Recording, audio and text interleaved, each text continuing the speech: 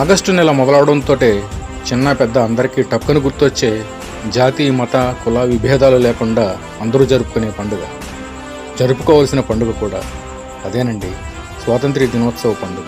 నేటి యువతకు చాలామందికి మనకు స్వాతంత్ర్యం ఎలా వచ్చింది, మన పూర్వీకులు బ్రిటిష్ వారి ఏలుబడిలో ఎన్ని కష్ట నష్టాలకు గురయ్యారో, ఎన్ని ఇబ్బందులు పడ్డారో, ఎంతమంది ప్రాణాలు బలి అయ్యాయో తెలియదని చెప్పొచ్చు.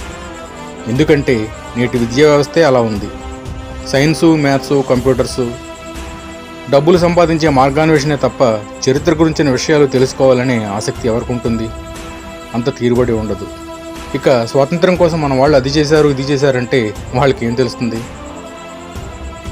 సుమారు 20-25 సంవత్సరాల క్రితం వరకు అయితే అంతో ఎంతో మన స్వాతంత్ర్య సమరయోధుల గురించి అందరికీ తెలిసి ఉండేది. కానీ ఇప్పుడు ఏదో మొక్కుబడిగా 4-5 పేర్లు, అవి కూడా గాంధీ, నెహ్రూలని చెప్పేసి మిగతా పేర్ల కోసం తడబడటమో లేక తడుముకోవడమో చూస్తూ ఉంటాం.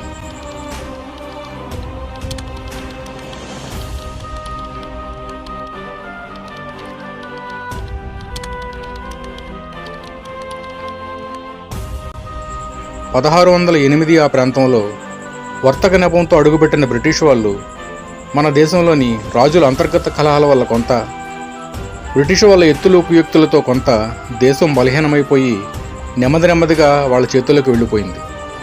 ఇంచుమించు 250 సంవత్సరాలుగా వాళ్ళ ఏలుబడిలో దేశ ప్రజ మగ్గిపోతున్న తరుణంలో 1857లో మొదలైన సిపాయిల తిరుగుబాటు స్వాతంత్రోద్యమానికి నాంది పలికింది.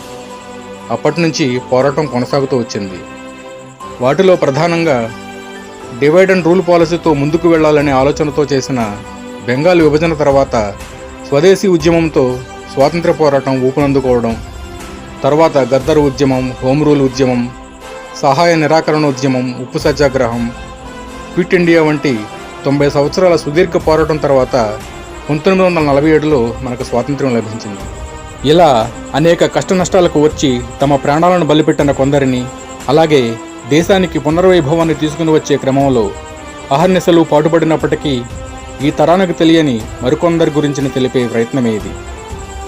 అటువంటి స్వాతంత్ర సమరయోధులు, విప్లవ వీరులు, దేశభక్తులు వేలు లక్షల్లో ఉన్నప్పటికీ కేవలం 4-5 కాకుండా వారితో పాటు కనీసం అందరిలో కొందరినైనా ఒకసారి స్మరించుకోవడం భారతదేశ పౌరుడిగా మన బాధ్యత.